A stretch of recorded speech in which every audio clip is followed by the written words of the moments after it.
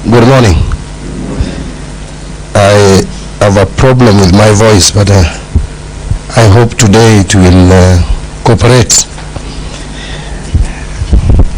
Right Honorable Raila, Odinga, former Prime Minister of the Republic of Kenya, the Honorable Mbadi, Cabinet Secretary for Environment, Climate Change and Forestry, and the Honorable Alice Wahome, Cabinet Secretary for Lands, Public Works, Housing and Urban Development. I'm told Professor Ibrahim, who is the Assistant Minister, Technical Affairs, Minister of Housing, Utilities and Urban Communities of the Arab Republic of Egypt, has also joined us virtually. I want to also recognize Ambassador Sultan, who is going to be our host soon, my sister from Eswatini, and all distinguished delegates, ladies and gentlemen. Good morning once again. Let me start by saying that I'm happy to be part of this important event where the continent of Africa has joined hands to address a global challenge which we are all aware of, the climate change, which is directly impacting on our lives and more pronounced among the poor, women and children. I wish to take also this opportunity to welcome you all to Nairobi for this important event. Thank you for honoring our invitation. We are gathered here today because of the significant role that the collaborations and partnerships in our countries play in accelerating climate financing needed to deliver on the goals of the Paris Agreement and drive sustainable, inclusive and resilient development and growth. As we are all aware, climate change continues to present a major threat to the long-term growth and prosperity, with adverse impacts on the fiscal sustainability and economic well-being, especially for developing countries like ours in Africa with limited financial resources. So apart from the direct impact and effects of the climate change, it's also putting a serious strain on our purse and our budgets. And as Honorable Duale has just mentioned, and the others before, that we spend a huge chunk of our budgetary provisions in trying to mitigate and address the impact of climate change. And so it is important to address it before, so that we don't end up at the point where now we have to spend so much money to mitigate the same. The impact of climate change and its related response actions have direct effect on our fiscal position by lowering revenues and increasing public spending, and hence a lower envelope of public investment and public goods provision. As climate field risks intensifies, losses and damages due to insufficient adaptation responses and a sinkhole of financial protection are a fast emerging major macroeconomic concern for climate vulnerable economies like ours. Despite significant progress in several fronts, the international climate finance and funding commitments have fallen well short of what is required by the African countries to address the climate crisis. Ladies and gentlemen, I am cognizant of the many efforts in the past geared towards improving adaptive capacity and building resilience at global, regional and national arenas. However, I must admit that the impacts of these efforts are yet to be fully realized due to limited climate financial flows emanating from inadequate technical capacity to develop bankable proposals amid a complex and rigorous climate finance access requirements and procedures. Our people from across the continent are today more deprived in both economic and social realms due to adverse impacts of climate change and disasters, which have increased in frequency and scale not only in the recent past but also at present, threatening environmental sustainability and ecological balance.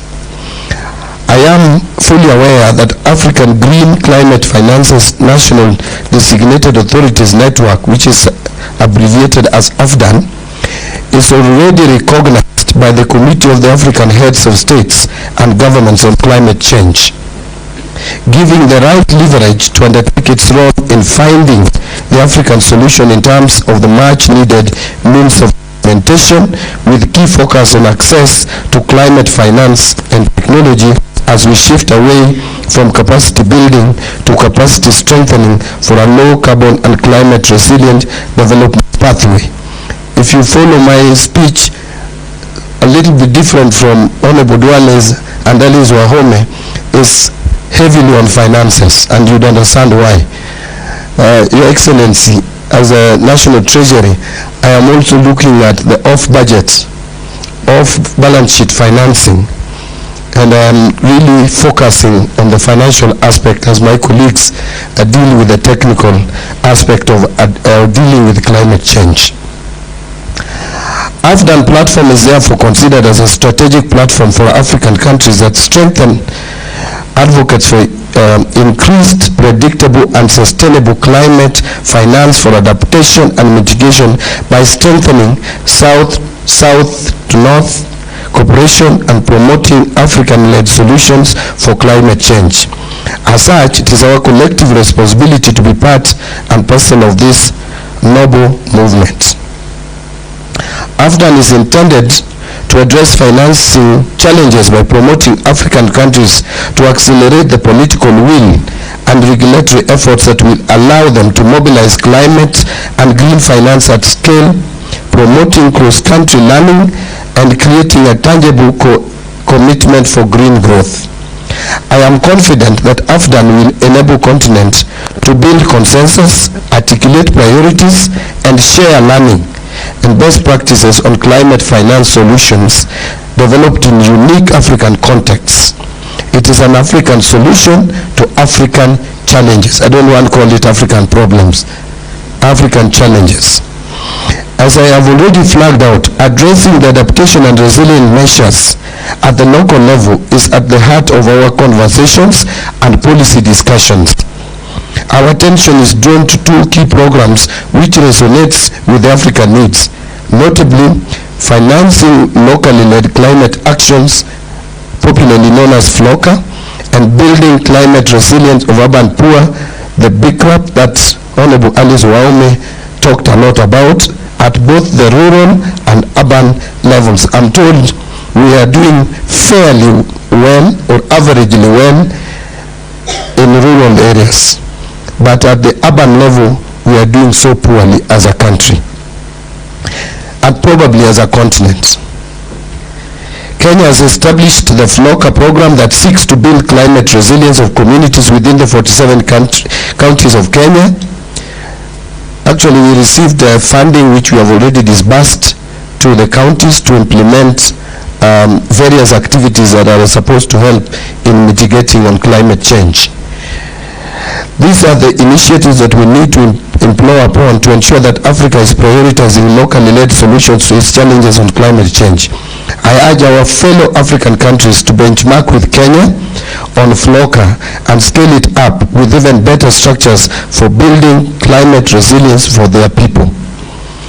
The other program on BICRAP provides hope for millions of African urban residents, as the glaring statistics notes that majority of the African countries have about, and as Honorable Dwale again said, 60% of their population as urban residents, categorized under the urban poor who live in poor neighborhoods. So if we will have 50% of our population in urban areas and you have 60% of them poor, then that is 30% of the population of a country, and suffer the greatest consequences of the climate induces calamities or induced calamities. All this require financing to build resilience and enhance their adaptive capacity. Kenya has achieved significant milestone in climate change and climate finance by putting in place the relevant legal and institutional frameworks, including the Climate Change Act of 2016, National Climate Finance Policy, Sovereign Green Bond Framework, National Green Fiscal Incentive Policy Framework, among others. But despite all these efforts, we are still grappling with climate change impacts. In the last 1.5 years, Kenya has experienced abnormally heavy rains within 2 seasons that negatively impacted on lives of many Kenyans. I consider the inhibiting factor as limited access to climate finance that should support practicable, locally led solutions. Call to action. As I make this clarion call today, as a continent we must come out strongly, united and driven by one key agenda of formation and operationalization of AFDAN to enhance our access to climate finance.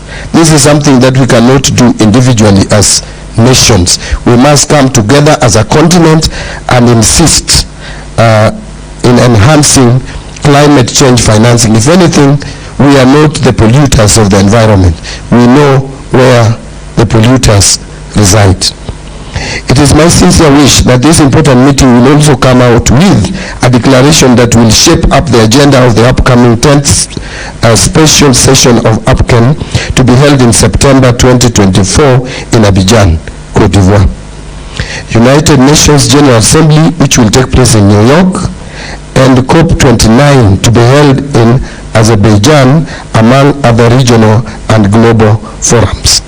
As I conclude, Your Excellency, allow me also to mention something about you, which my colleagues have said, but just as a matter of emphasis. Honorable Dwale and I have worked with you very closely. I've actually worked with you more closely than anyone else, and I continue to still work with you because I'm still a member, very strong member of your party, which you lead. I hope I will soon join the council of elders of that party, having resigned from the position of the national chairman. I know your position and stand on environmental issues. If there is anyone Africa needs to champion as a champion of issues of climate change, then that person is none other than Right Honorable Raila Odinga. There, I am sure we can't go wrong. Your history is documented. We know how you fought very hard in terms of conservation of even our forests and water catchment areas, Mau forests and other forests across the country. And so we will not go wrong by having you at the African Union. You will be an advocate and a champion for protection of our environment, and that will go a long way in helping mitigating the climate change. Ladies and gentlemen, it is now my pleasure to invite the Right Honorable Raila Odinga. Let's put our hands together and welcome Right Honorable Raila Odinga to the stage. Thank you.